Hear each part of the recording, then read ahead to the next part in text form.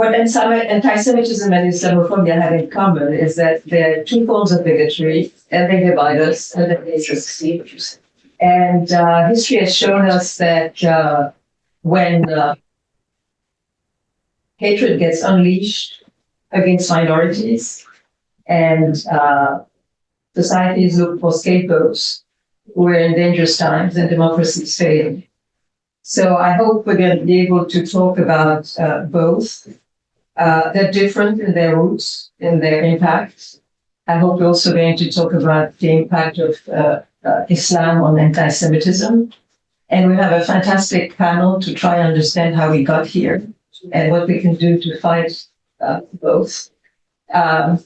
Here on the left is Professor Maurice, who is the head of the Yale program for the study of anti-Semitism, has been since 2011.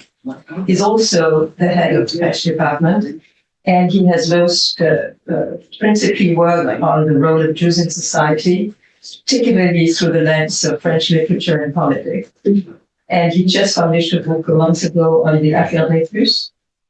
From Paris, thank you. Can you hear us? Rachid?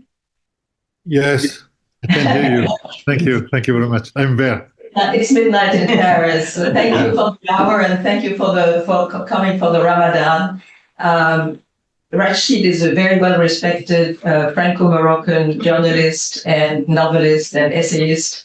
He is professor at Sciences Po, expert on Islam, a proponent of liberal Islam, interfaith dialogue, and he has remarkably co-authored books with members of the clergy of Christian and Jewish faith, including Delphine Antillier, whom I'm sure some of you have heard, the first female rabbi in France.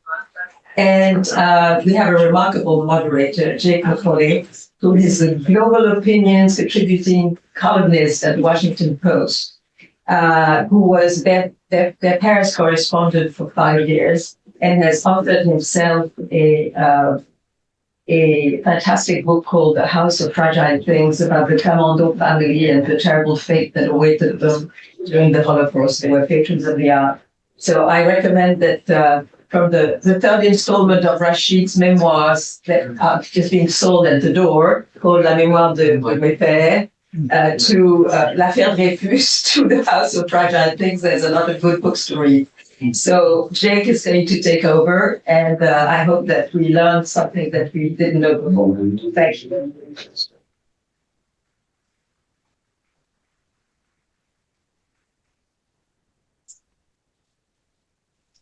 J'arrive.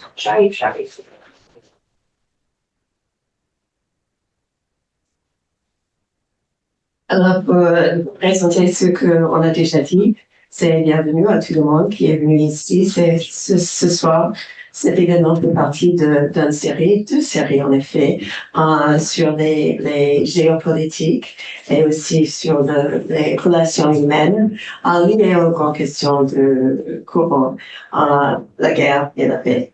Et ce soir, cet événement a été organisé par Maxime Trink Rubenstein, qui s'intéresse beaucoup dans les droits humains et qui a voulu vraiment avoir un débat sur l'antisémitisme et l'islamophobie et d'avoir les deux côtés s'entendre et s'écouter. Et aussi parce que ce sont les deux idées, les deux choses qui dominent les actualités aujourd'hui, surtout sur les campus des écoles, des collèges, des universités, ici aux États-Unis. On a ces problèmes sur les campus, on a le massacre, on a la guerre, on a tous les symboles nazis qui sont revenus et qu'on peut voir tout le temps. Alors, l'antisémitisme est vraiment ici, c'est quelque chose qui est présent. Et pour nous, c'est une question de discuter l'islam et l'effet de l'islam sur l'antisémitisme. Et l'islamophobie et l'antisémitisme sont deux formes de haïr, de se haïr. Et c'est une fois que cette force est relâchée ça fait des franges très dangereux. Alors, on va parler de ces deux côtés et aussi sur l'impact de l'islam sur l'antisémitisme.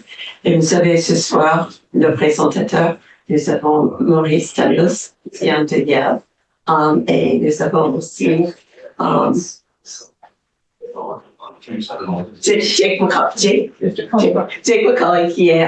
qui faisait partie du bureau de Washington Post à Paris. Et il sera notre modérateur ce soir.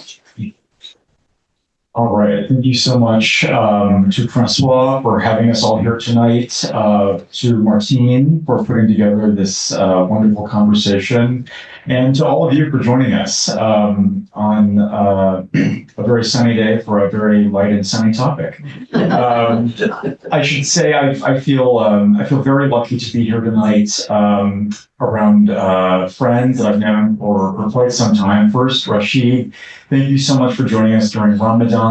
It is a pleasure to see you again. I had the pleasure of interviewing Rachid a number of times when I was Paris correspondent for the Post, and it's a pleasure to have him here in New York with us, even virtually.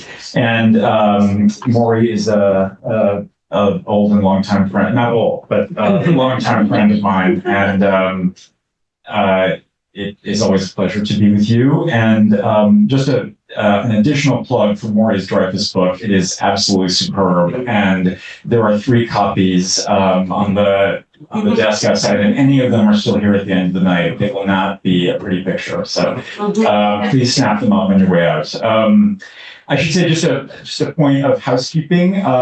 We are here tonight in the spirit of civil and friendly debate. And if you have a question, there will be little note cards at your disposal, and you can write your question, and then we will read it to the audience and then ask it, or I will read it to the audience and then pose it to our panelists.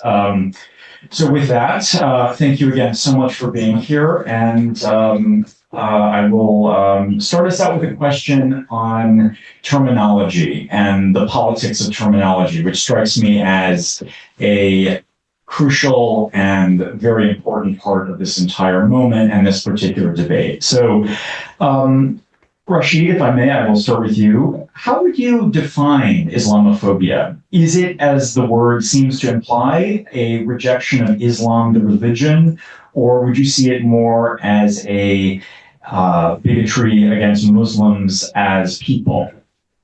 And then I have a question for Maury after that. Maybe you have On va commencer avec l'idée de la terminologie et surtout la politique de la terminologie qui fait vraiment une partie très très importante.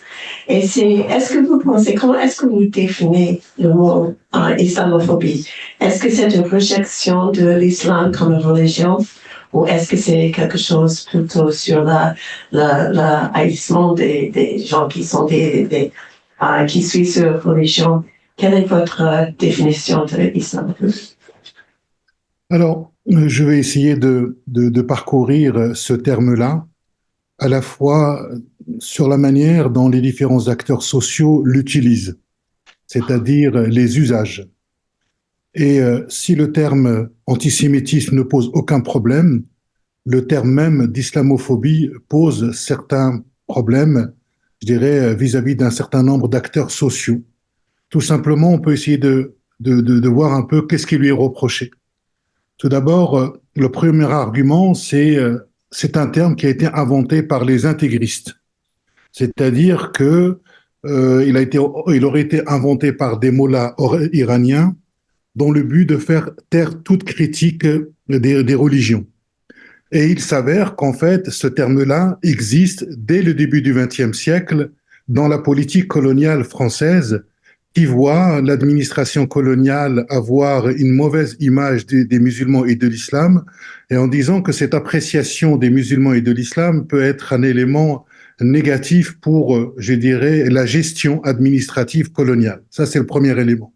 Deuxième élément, c'est l'idée qu'il ne permettrait pas la critique, je dirais, des corpus religieux, en tout cas des textes religieux. Il voit ça comme une stratégie pour empêcher finalement toute évaluation qui serait ouverte aux critiques des religions.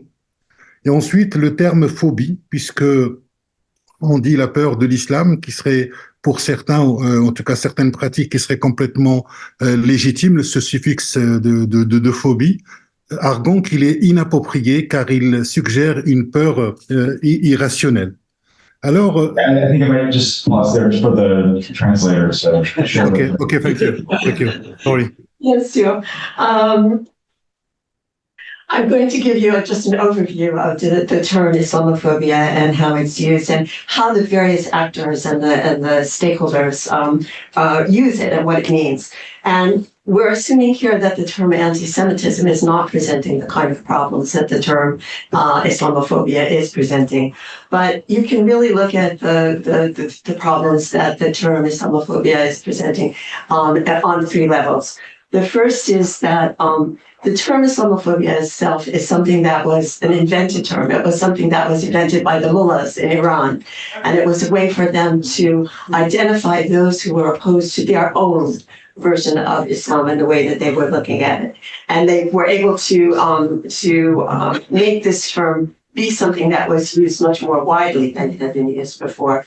On the second level, in the 20th century, this is also a term that was used by the colonial French in areas where France had colonies. These were, of course, Muslim colonies. And it was a way to confirm, in a sense, the kind of negative view that some of the colonialists or the colonizers had of the Islamic populations in the lands where they were colonizing. So this was the second level. And the third level is that the term phobia, at the end, phobia by definition implies a kind of fear. And so it's a fear that is perhaps legitimate, but when you're speaking about something that you don't know, but it's also something that's extremely inappropriate. The term also is a way of that the mullahs use to prevent people from actually analyzing the Islamic texts, to say that their interpretation, this was something that was invented by the fundamentalists who wanted to put forward their idea of Islam and to discourage the active analysis of other religious texts of Islam. And Maurice, over to you. What's your view on the politics of terminology at stake here vis-a-vis anti-Semitism? I mean, there are some official definitions, such as the IHRA definition of anti-Semitism that I'm sure many of us here are familiar with.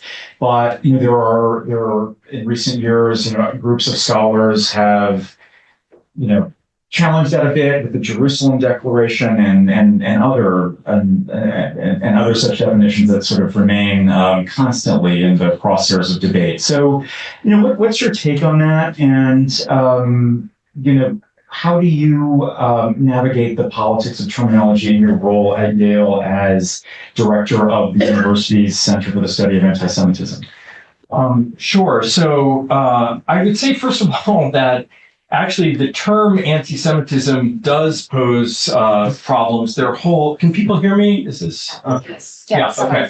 So there are actually whole academic articles written about whether to use the hyphen in anti-Semitism. Right. So nothing goes without debate.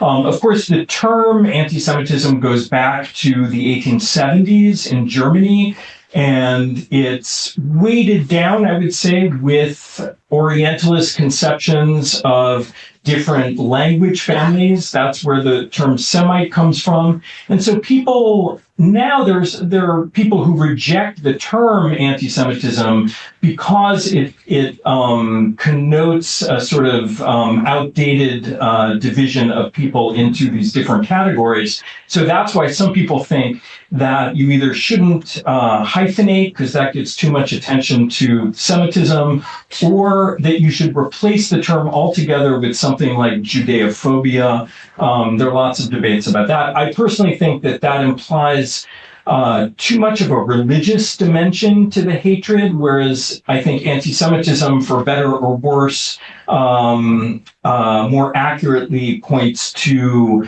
is more capacious, I think. Mm-hmm. So in terms of these recent attempts to redefine anti-Semitism to include anti-Zionism. And that's what a lot of the debate is right now. So that's what the IHRA, which is the International Holocaust Remembrance Alliance, put out maybe about 15 years ago, what they called a working definition of anti-Semitism that tried to respond to the fact that a lot of the people who compile statistics about anti-Semitic acts weren't counting anti-Zionist acts because it didn't fit into older, more traditional racist definitions of anti-Semitism.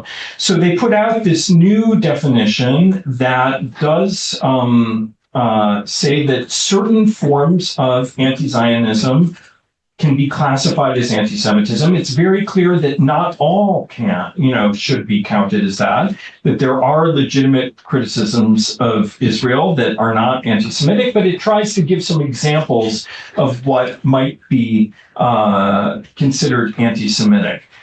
The problem with this definition, and I have to say that I agree with most of the examples that they give, things, kind of common sense things like treating Israel differently from any other country. That's an example.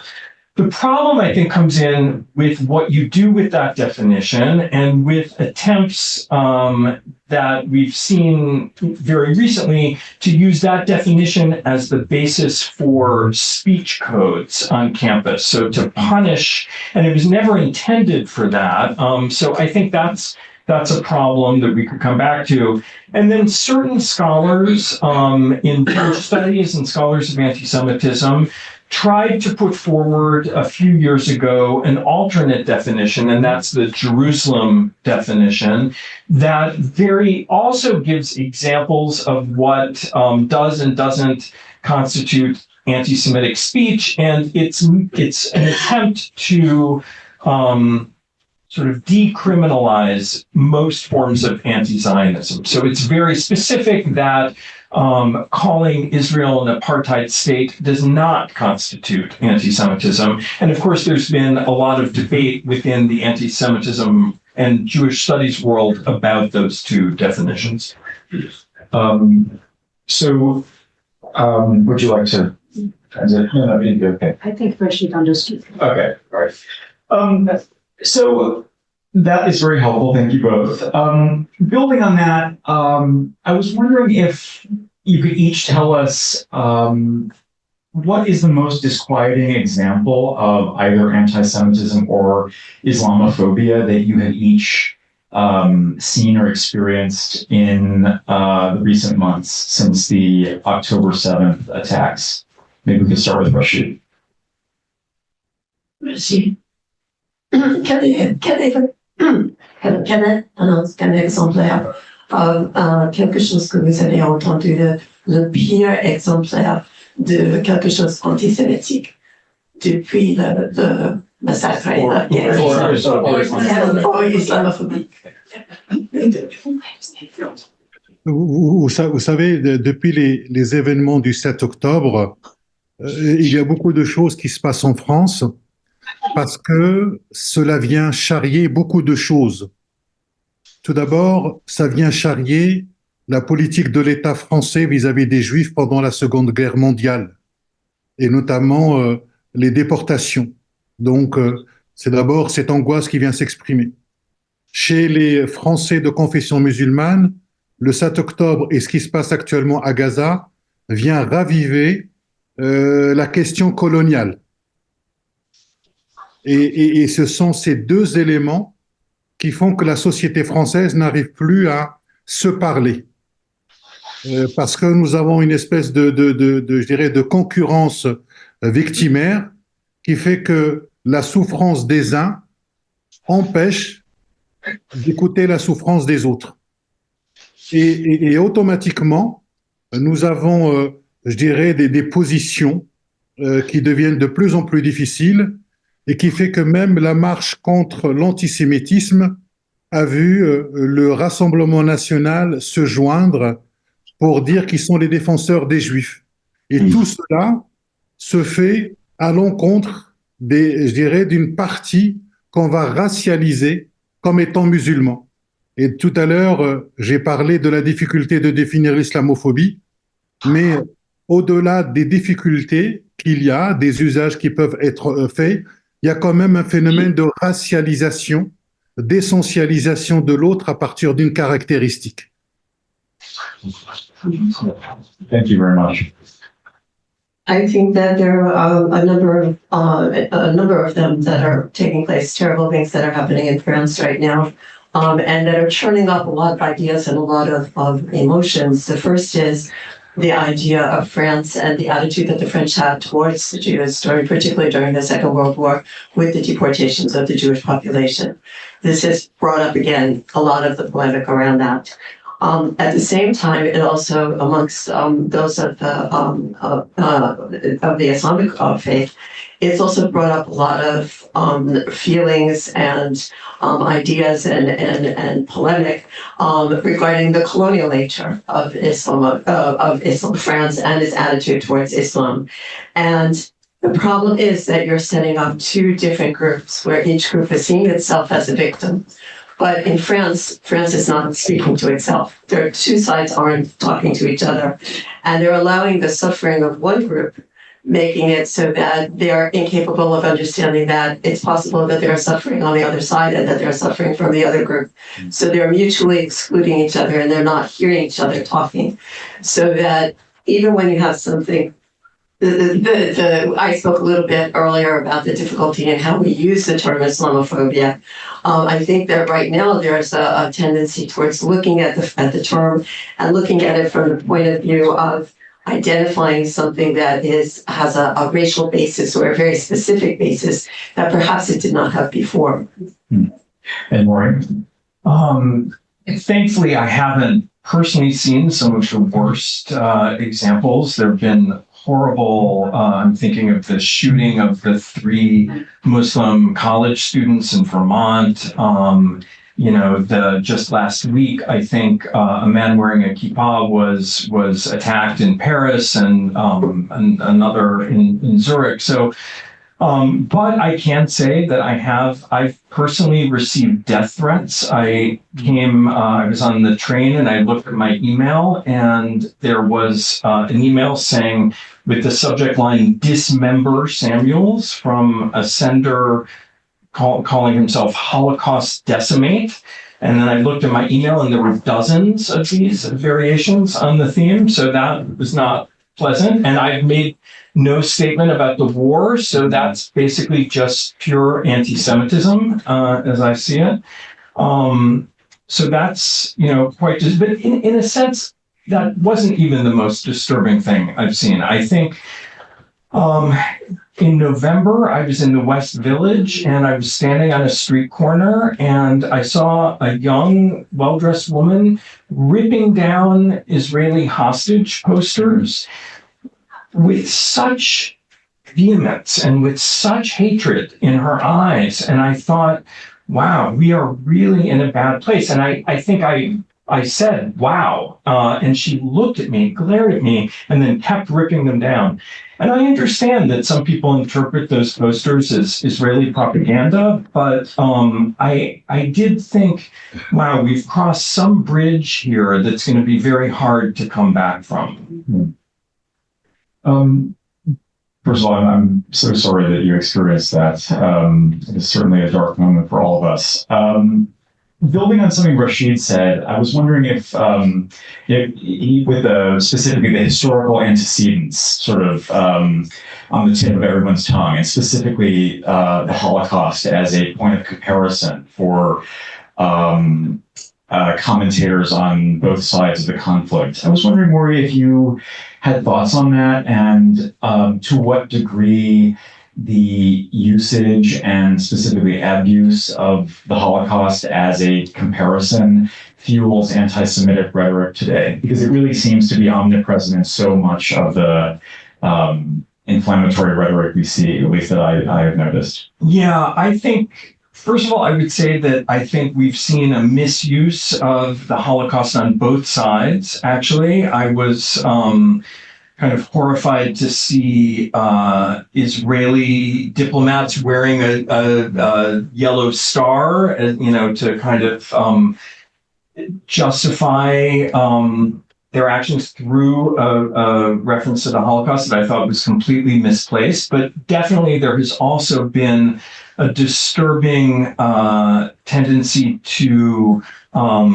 deny, minimize the Holocaust, or I think, and I think this is, very consciously a plan to accuse, to use the language of the Holocaust to turn it back on Israelis. So to call them Nazis, to certainly, the whole debate about whether what's happening in Gaza is a genocide. That language is very deliberate, and it's all references like that are historical analogies that do a certain kind of work and are meant to inflame passions, I think, more than name specific actions. So I have been very disturbed by that use. Yeah. Yeah, and Rachid, for you, I know that you are coming at this from a French perspective, which is slightly different than the debate that we've had here in the United States, given the internal politics and dynamics of each country. But could you say more about the historical antecedents that you mentioned? The Holocaust or the Shoah, but also the kind of reference frame of colonialism that you mentioned. I think that'd be very instructive, especially from a French perspective. Est-ce que vous pouvez élaborer sur les idées que vous avez dites sur le Shoah et aussi sur l'anticolonialisme? As points of reference in this discussion. Dans cette discussion. Absolument. Et je suis d'abord très content qu'on puisse mettre en miroir, je dirais, l'antisémitisme et l'islamophobie. Non pas pour dire que c'est la même chose, mais pour essayer d'analyser historiquement quelles sont les intersections et comment ils s'élaborent à travers l'histoire. Et je crois que ça soit l'antisémitisme ou l'islamophobie, nous avons affaire à un phénomène de racialisation de l'autre. Et cette racialisation de l'autre ne date pas simplement, je dirais, du 18e et du 19e siècle avec les sciences. On a des phénomènes de racialisation bien avant, et certains le montrent déjà au niveau du Moyen-Âge.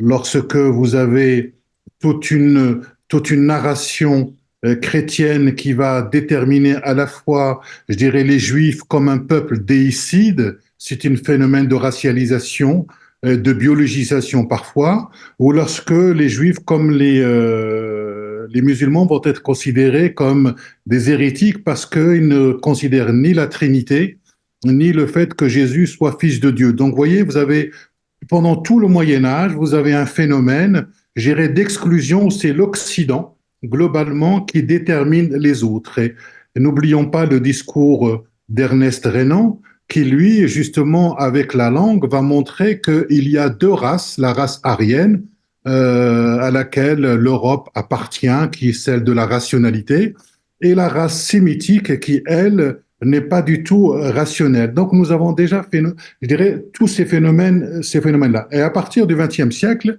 il va y avoir, je dirais, deux phénomènes qui vont être très importants dans la conscience. Un phénomène qui va être important dans la conscience européenne, c'est celui de la Shoah.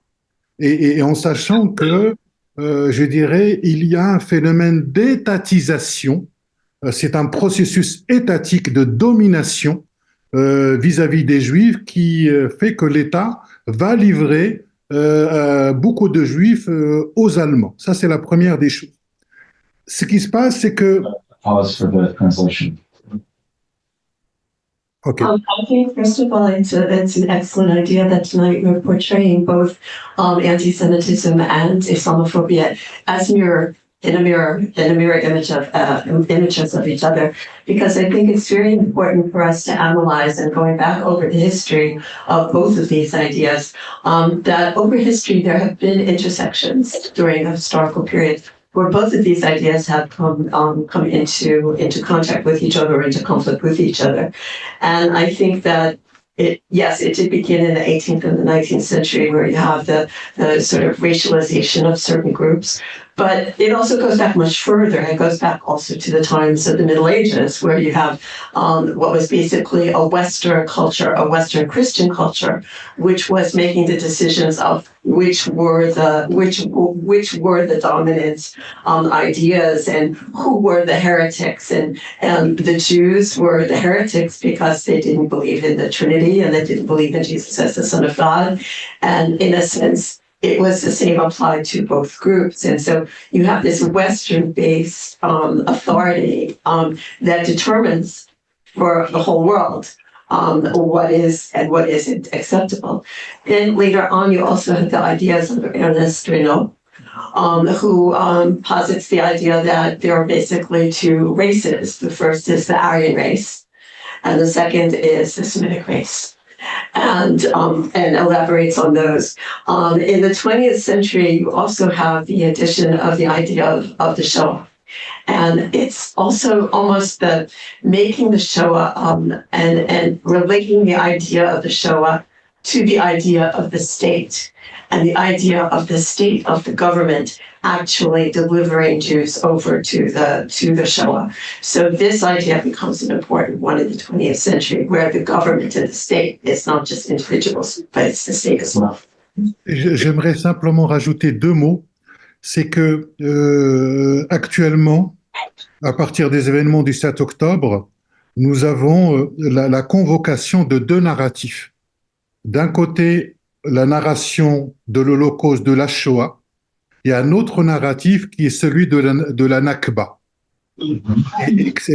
palestinienne. Et donc, vous avez deux concurrences en termes de mémoire et qui tous les deux veulent dire catastrophe. I would also like to emphasize the fact that currently there are basically two narratives. And the first is the Holocaust and all that entails on the Jewish side. But then there's also the Nakba, which is referring to what has happened to the Palestinian people. And you have these two major ideas that, in a sense, are major movements which are competing with each other. And against each other. Yeah, that's a very good lead into my next question, which is, so, since October 7th, the world and, the world of media, of universities, of cultural institutions, American diplomacy, so many worlds that we all follow so intimately has been totally inflamed by this conflict. And I would like to ask our panelists, why do you think this issue has erupted so explosively at this particular moment? It's not the first instance of either anti-Semitism or Islamophobia that we've seen.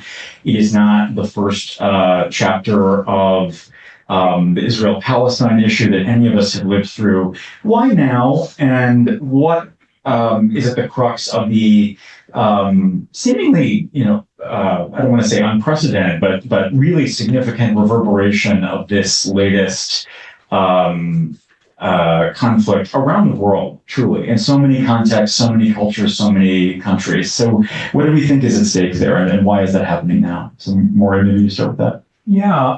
Well, first, I would say that it's important to note that anti-Semitism and Islamophobia were on the rise before October 7th. So in France, anti-Semitism has been, as I'm sure everyone in this room knows, a huge problem for the last 20 years. In America, it's newer, and it's really since the Unite the Right rally in 2017 and during the Trump presidency, I think that we see a dramatic rise in violent anti-Semitism in the United States with the Pittsburgh shooting. So in that sense, it's not a totally new thing with October 7th, but there's no question that things have become exponentially worse. I think the ADL reported that in the month or two after October 7th, that anti-Semitic incidents increased by something like 300%. So something is has definitely changed since October 7th. And I think it's a really good question why that event? I think the obvious answer is that October 7th was the worst massacre of Jews since the Holocaust. It was a dramatic, a dramatic event that has been unparalleled. And on the flip side, the Israeli response has been so intense and so bloody that it's understandable in a certain way. But I, as someone who observes this, what I think is maybe harder to figure out is why have the protests taken the forms that they have, and why have college campuses, for example, become a kind of battlefield in this war? I think that doesn't necessarily flow, logically from the events themselves, and I think that requires more analysis. My own personal view is that that it has a lot to do with conflict within the Democratic Party, conflict within the left. I think a generational conflict. That brings up what I was going to ask next. So I'll ask that now, and we can ask both Rachid and Maurice to respond to. I mean, I think this moment has been so many things, but as Maurice says, it is a huge line in the sand for the left in so many countries. Ours, France, Britain. The list goes on. And, I'm wondering how you both see that issue. I mean, you have, again, you can't really compare apples to oranges in every case, but, in many countries you have a traditional center-left, however you want to call it, and a progressive movement that for the last several years for many years, but increasingly vocally in the last couple of years has been so, in many cases, commendably committed to social justice, to minority representation, and all of these things. And yet, the question of Jews as minorities and Jews as having a proper place in this schema seems to not be something that the progressive strand is willing to accept. And I wonder how you both see that development and what that means. So, but maybe more, you can start making clear. Yeah, I'll just say briefly that I do think that it's making me think of the article in the Atlantic that probably everyone has seen by Foer recently about the end of the Jewish golden age in America, and that's basically his thesis that this notion that Jews were in complete alignment with the policies of the left, and that a kind of liberal consensus, which was very good for Jews, but very good for, not just Jews, prevailed in the post-war period for decades. And now we see that breaking down. The certain progressives are challenging that consensus. I also think that it's a generational challenge. I think that young people today who felt their voice was beginning to be heard during the Occupy movement. And I think in the Bernie Sanders challenge to first, Hillary Clinton and then Biden. And I think they have been feeling like they were being told to kind of get in line and to repress their voices during the Biden presidency, partly out of fear of Trump taking over. And I think that is being expressed now in some of this campus conflict. That's my own personal. We'll return to that in a minute. So Rachid, could you tell us from your perspective how October 7th and the aftermath has split the left in France, and because I know that this has been a big issue there, and how exactly that debate has played out on the French left? Ok.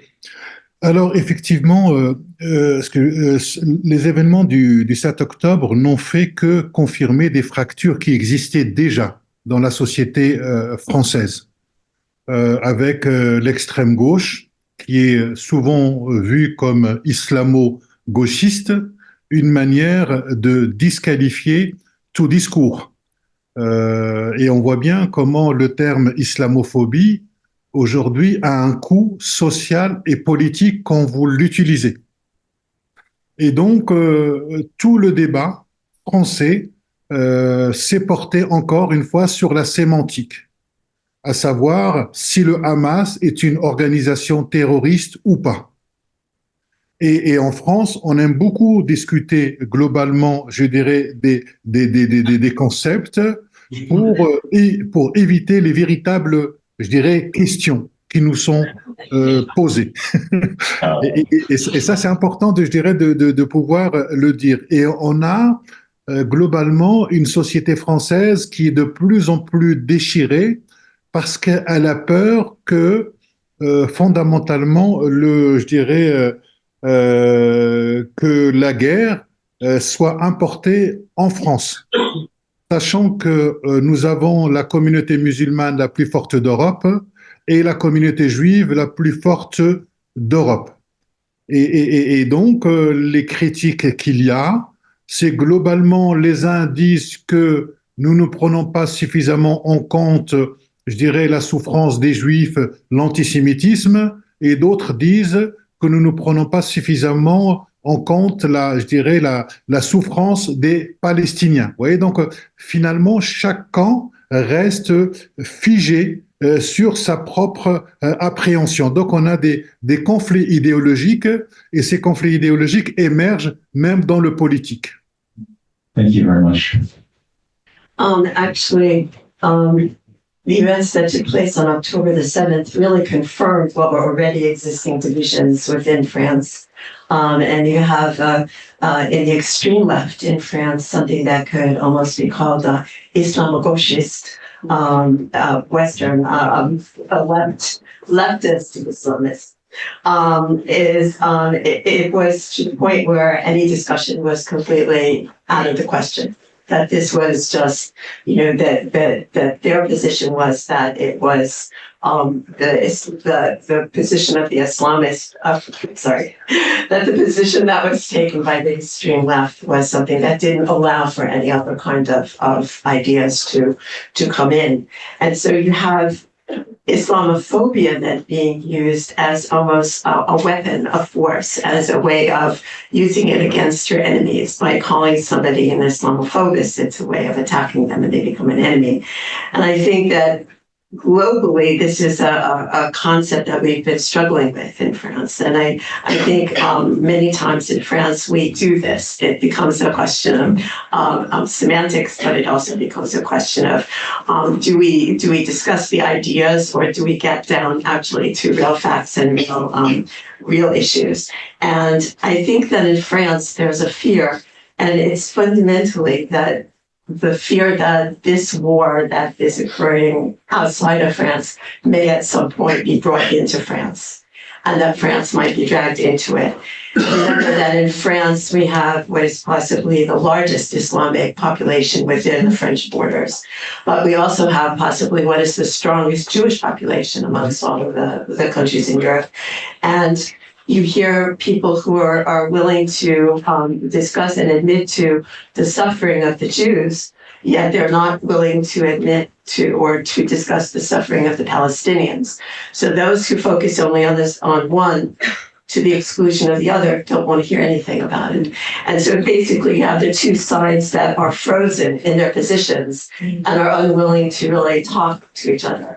And so then it becomes not just the question of the semantics, but it also becomes a question of the ideology. Mm-hmm. Yeah, thank you very much, Rachid. Those are all excellent points. So to return to something Maurice said a minute ago, he mentioned the kind of blockbuster cover story of this month's issue of The Atlantic by Frank Thor, which I'm sure many of you have read, and if not, I would highly recommend that.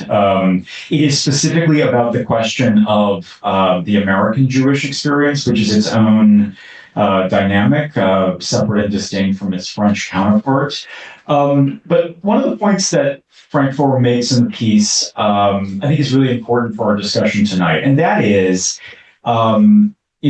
anti-Semitism has multiple sources and multiple points of departure, so to speak. In America, there is left-wing anti-Semitism, and as we have discussed with examples like Pittsburgh and Poway and everything that happened in past years, there's also a very robust tradition of right-wing anti-Semitism.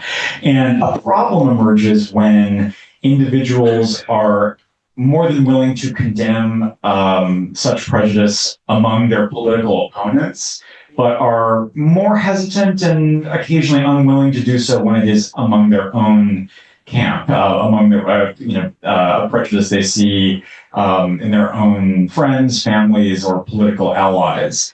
And it strikes me that is that's a very crucial problem, both in both countries, really, and also in the way that we talk about each of these different prejudices, anti-Semitism and Islamophobia.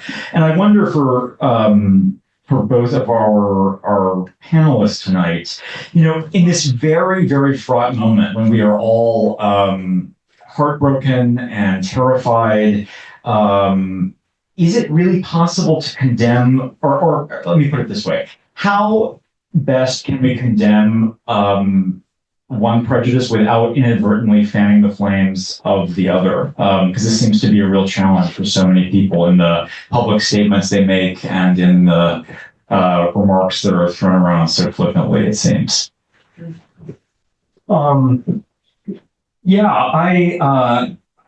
think that's completely true, that there's been too often, your first point, that there's too often we have a blind spot when people who we agree with are anti-Semitic or Islamophobic. I mean, the key example of that for me was watching the congressional hearings of the presidents of the three universities, and I kept wanting them to turn the tables on Elise Stefanik and say, why don't you condemn Donald Trump and the way he praised the Charlottesville marchers as very fine people on both sides? So she was very willing to condemn these, liberal university presence for their anti-Semitism, but blind to the other side. So I think that is certainly true.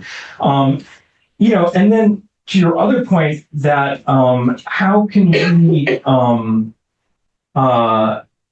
talk about, for instance, anti-Semitism without falling into Islamophobia, and vice versa, I think is a key question, and it's something that we need to be conscious of. But we're all adults and smart people. We should be able to walk and chew gum at the same time. I think you should be able to hold two things in your head at once. You should be able to condemn expressions of both anti-Semitism and Islamophobia. And one, to me, it just seems obvious that it doesn't work. That certainly doesn't require taking a side. If there's anything I think that we can agree on, it's that hatred is bad, and that the conflict in the Middle East should not mean that Jews or Muslims in France or the United States should feel under threat. That, I think, is precisely a point that could bring us together. Yeah, so Rachid, I'm curious to hear your view on that. So in this extremely fraught moment, how do we best condemn each of these prejudices without inadvertently fanning the flames of the other in doing so? Oui, c'est une tension difficile. Je pense qu'il faut être capable de condamner les deux en même temps. Il faut être capable à la fois de condamner ce qui s'est passé le 7 octobre et en même temps être capable de condamner ce que fait le gouvernement israélien dans les massacres de tous les jours et de tous ces enfants qui meurent. Je pense que le principe d'humanité nous amène à cet endroit-là qu'il ne faut jamais lâcher. Sinon, nous allons toujours retomber dans des concurrences victimaires et finalement, nous sortons de l'humanité.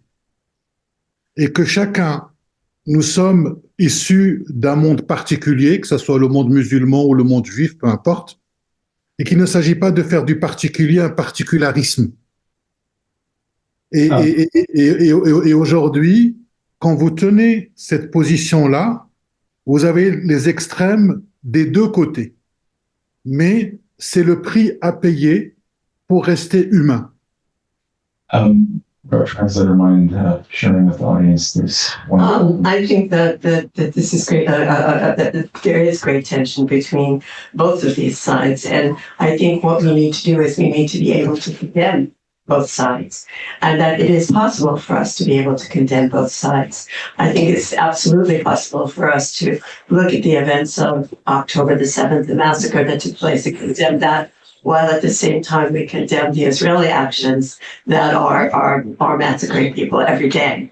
And so I think it's important that, keeping this in mind, that we never give up, that we don't want to go down into a position where we are two groups of victimized people who are constantly competing with each other to the point where we cannot come out of it and we can't come together on it.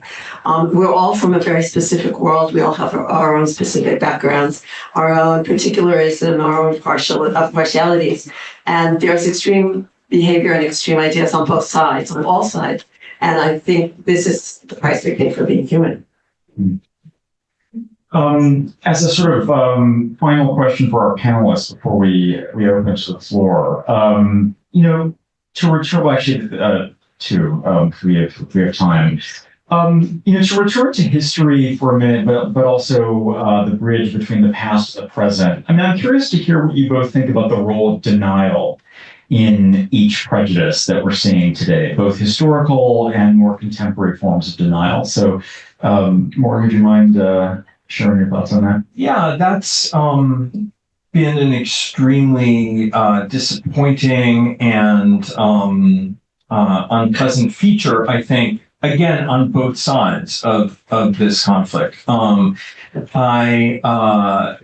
The big example that comes to mind is the denial or minimization of sexual violence committed on October 7th.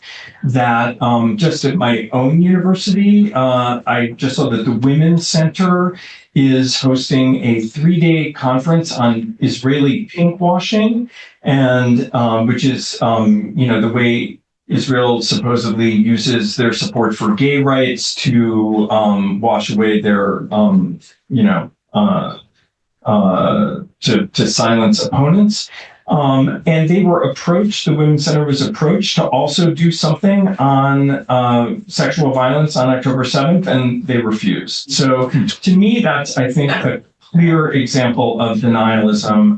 And there certainly is a reciprocal denialism on the other side, too. Rachid, your thoughts on denial in both prejudices? Yeah. Was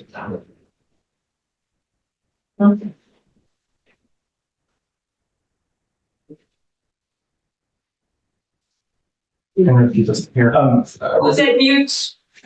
Rachid, are you able to hear us? Please, can you translate the question? Because okay, yeah. Est-ce que vous pouvez parler un peu sur cette idée sur les deux côtés qui sont en train de nier tout ce qui s'est passé et le problème avec cette idée de nier?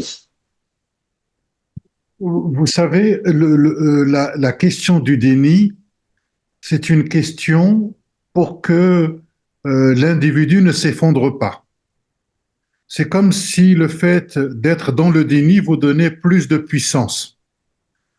Or, ce que nous devons d'abord constater, que nous, en tant que citoyens, que l'on soit en France, aux États-Unis, c'est tout d'abord que nous sommes impuissants. Nous sommes impuissants face à cette tragédie. Et cette impuissance-là finit par créer de la violence en nous, qui finit par se retourner contre les autres, et la nécessité de trouver un bouc émissaire. I think that this question of denialism is very closely allied with the whole idea of ourselves as individuals. The idea of denialism is something that, in a sense, gives us more power. we're basically in a situation where we can feel powerless. And in order to deal with this power, sometimes violence occurs. And by bringing up the violence and then bringing up the denial, it does enable us to feel that we have more power than we maybe we have. Okay, one final question, sort of obvious one about resolutions. For each of our panelists, how might we work together for a better future, and what does that look like in concrete terms? I think it looks a little bit like this, maybe. I think it means it looks like events where we just start by talking to each other and listening to each other. I think that is a first step. And it's been one of the more disturbing developments, I think, of this conflict over the conflict, that the two sides are increasingly, it seems like, unwilling to listen to each other. Right before this event, we received an email saying, how can you talk about Islamophobia, in addition to anti-Semitism? And at the same time, I know that there are groups on campuses that are calling for boycotting, for really not, listening to anyone on, the other side, anyone who doesn't take a strong enough stand against Israel. So that to me seems not only contrary to what we do as in a university and what a university is for, but what we do as humans and what it seems to me that the only way to move forward is to begin to force ourselves to listen to uncomfortable things and to hopefully also find points of commonality. Thank you. And then Rachid, to close out. Oui, j'irai dans le même sens. Je dirais simplement que il faut effectivement continuer ce type de débat, développer une politique de l'amitié, la rencontre, et surtout éviter l'essentialisation. C'est-à-dire que à chaque fois qu'il y a des phénomènes de violence, de refus, il y a un phénomène d'essentialisation. Les Juifs, les musulmans. Et ça, c'est déjà un phénomène de racialisation et de déshumanisation. Et je pense qu'il y a deux choses, à mon avis, vers lesquelles nous allions. C'est tout d'abord développer une culture de la vulnérabilité. Ça me semble très important qu'on puisse développer là où nous sommes cette culture de la vulnérabilité.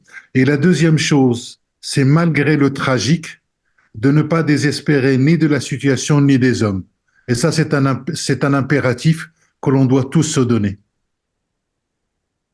I think I would go in the same direction and say that we have to continue to discuss, we have to continue this kind of debate, but we have to do it with a spirit that's more towards an amicable kind of debate and an amicable discussion, and to try to avoid the kinds of discussions which often are boiled down to accusing the other side of being in the wrong and the racialization of groups and pitting them one against the other.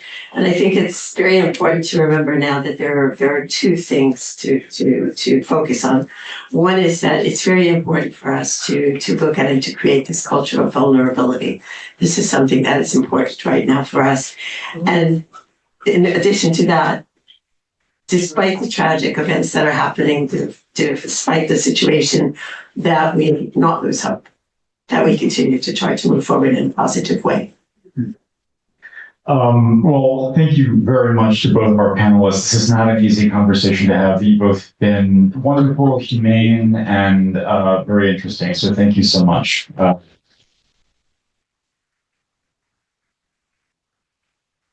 And Rachid, thanks especially to you for being so on point so late at night. That's not the bad part. Much appreciated and in admiration. And now just a few questions from our audience. Thank you all for submitting these. Unfortunately, we'll not be able to get to all of them, but I will ask a few of them. So for both panelists, and Maurice, I'd be particularly curious to hear your views on this one, given your role at Yale these days. Could you address the role of social media in the current conflict and how it seems to just make everything worse? Yes, it makes everything worse. That's basically what I think. I'm probably not telling anyone anything they don't know, that social media magnifies discord and allows people to only to tune out people they don't agree with and to only listen to form communities, in fact, with people they do. And that, I think, just divides us much more. One feature, though, that I recently learned about is that apparently on each college campus, there are these social media sites that only students on that campus can be part of, and that they can post anonymously on them. So there's one called Side Chat. There's another one that I think is the one that gets used at Yale called Fizz. I tried to go on them to just see what, and I wasn't allowed to, but apparently those sites are hotbeds of Islamophobia and anti-Semitism, where people just say really, really horrible things, and students know that their fellow students are posting these things. And, I think we as older people tend to discount that. We tend to think like, oh, can't they just shut that out? But no, I think it's important to realize that for students on college campuses, that is more real than the real world. That is the world they live in. And if we don't start thinking about the impact of social media, I think we're missing a huge part of the problem. Mm-hmm. And Rachid, your thoughts on the social media portion of this issue? Je dirais les réseaux sociaux ne font que fragmenter davantage la société où chacun s'enferme dans une bulle imaginaire et il ne va consulter que ce qui lui convient, que ce qui vient confirmer absolument, je dirais, son propos. Et l'un des problèmes avec les réseaux sociaux, c'est le rapport au temps, qui est de celui de l'immédiateté et de la spontanéité. Et l'immédiateté et la spontanéité ne sont pas des axes pour la réflexion. C'est pour ça qu'à l'université, nous devons retrouver une épaisseur du temps pour prendre le temps de réfléchir sur ce que nous voyons et sur ce que nous disons. Et ce rapport au temps, qui doit retrouver le moyen terme et le long terme, est une vraie question démocratique pour moi aujourd'hui. I think that the social media networks are something that really work very much to fragment what is already a fragmented kind of society. And it's a society in which we have people who find themselves in their own imaginary bubble. And when they're inside of this bubble, they are not consulting anybody outside of their bubble, or anybody who is not likely to confirm what they are thinking in their bubble. So they're only looking for the kind of reinforcement and confirmation of their own words, as they keep themselves isolated in this way. And I think that one of the things about social media is their immediacy and their spontaneity.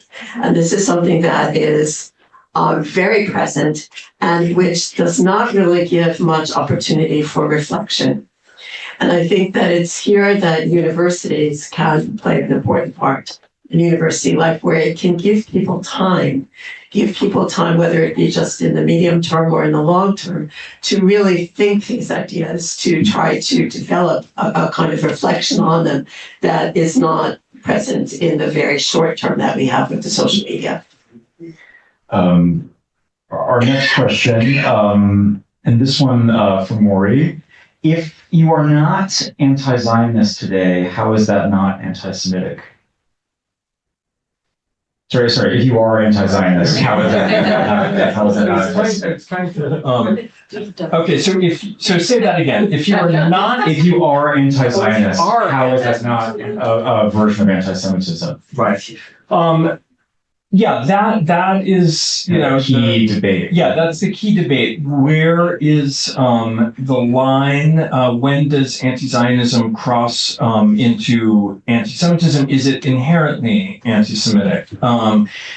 And I think that you have to distinguish between criticism of Israel, criticism of Israel's policies, criticism of Israel's government, and maybe something more fundamental, which is meant by anti-Zionism. So I think that criticism of Israel's policies and government, how they're conducting the war, is completely legitimate.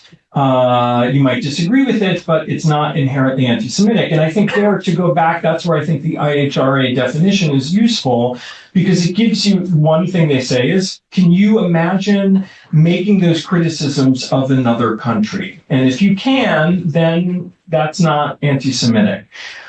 Where I think it's a problem is if you do make criticisms of Israel that you wouldn't say about another country. For instance, that Israel has no right to exist. You know, China has 1 million Uyghurs in concentration camps, but no one is saying China shouldn't exist as a country. So that's, I think, where you cross the line into anti-Semitism. And then another question specifically for you, Rachid. What to make of the phenomenon of Islamist anti-Semitism specifically, and what solutions are there for this issue in the immediate future? Can you translate, please? Qu'est-ce qu'on doit penser de cette idée de antisémitisme islamiste? Qu'est-ce qu'on fait avec cette idée? And what solutions might Et quelles sont les solutions qu'on peut apporter? Ce que j'ai envie de dire, c'est que la production de la pensée antisémite est une pensée occidentale dans un premier temps. Ça, je crois qu'il faut bien le comprendre. Qu'il y ait des versets dans le Coran comme dans la culture chrétienne qui étaient contre les Juifs, c'est pas la même chose que l'antisémitisme. Vous voyez, donc ça c'est deux choses différentes. Ensuite, il y a effectivement dans la naissance, je dirais, de l'État d'Israël et des conséquences sur tout le Proche et le Moyen-Orient, il y a effectivement, je dirais, une réappropriation d'un certain nombre de discours qui étaient élaborés notamment en Europe pour la critique des Juifs et de l'État d'Israël, qui peut aller jusqu'à la volonté de la destruction de l'État d'Israël. Ça, je crois que cela existe, il ne faut pas le nier.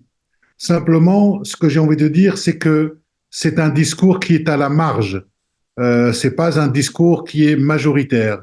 Le problème aujourd'hui que nous avons, c'est un problème de terre, c'est un problème pour certains de colonisation, c'est pas un problème entre l'islam et le judaïsme, c'est pas une question religieuse, et je crois qu'il faut absolument le dire. Et j'ajouterais qu'aujourd'hui, les termes antisémitisme et islamophobie, de part et d'autre, parfois sont utilisés pour disqualifier toute critique à l'intérieur de l'islam et toute critique de la politique gouvernementale israélienne.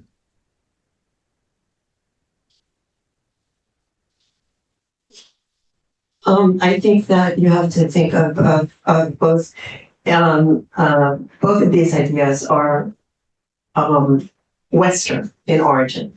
There's something that arises in Western thought. Anti-Semitism is something that arose in Western thinking.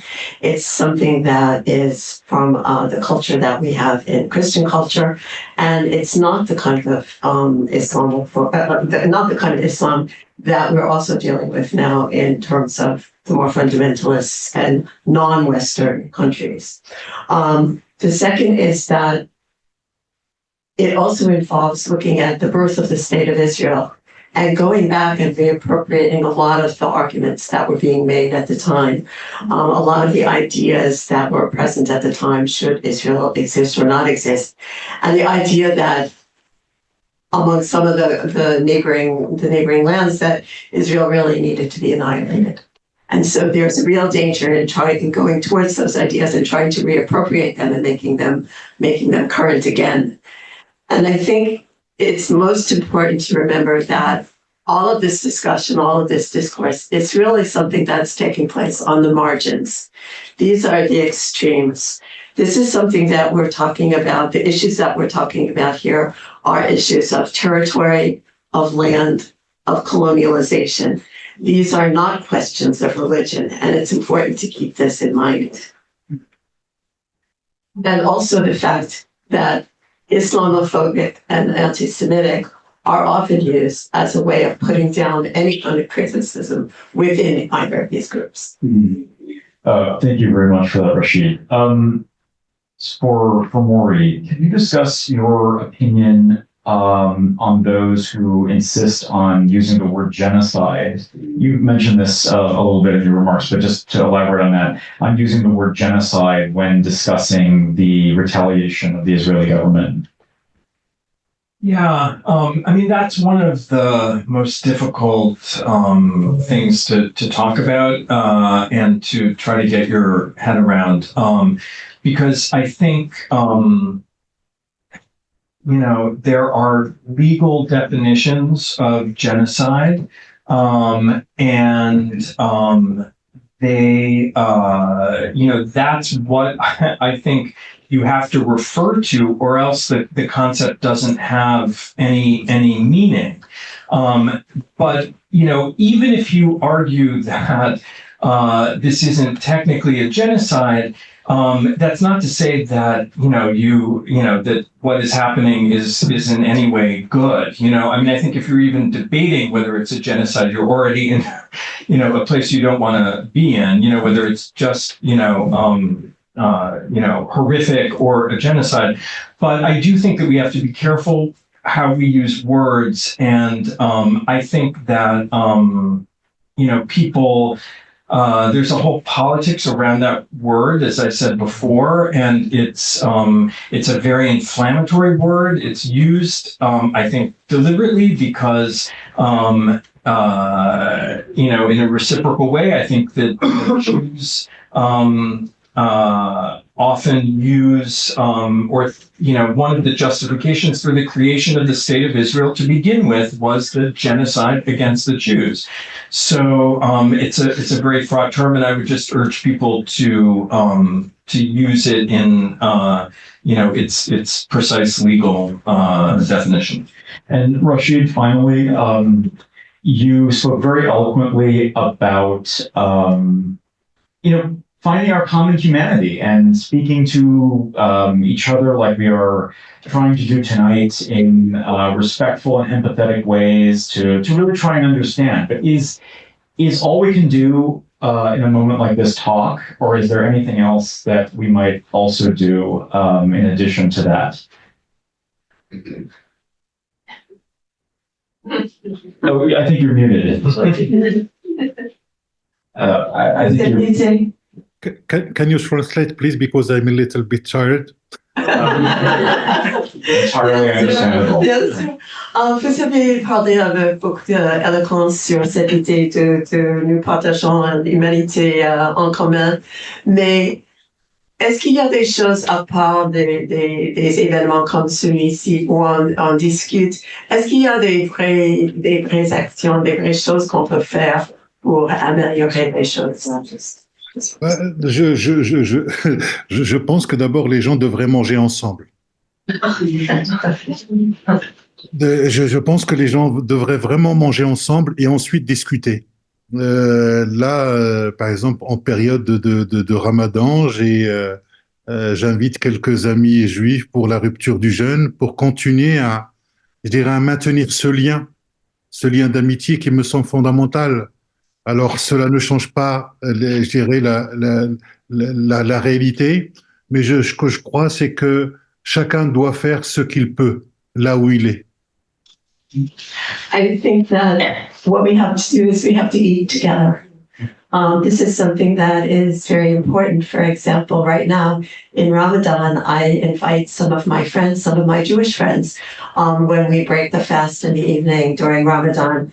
And it's a way for us to get together and to continue our discussions in a seating around the table and sharing food.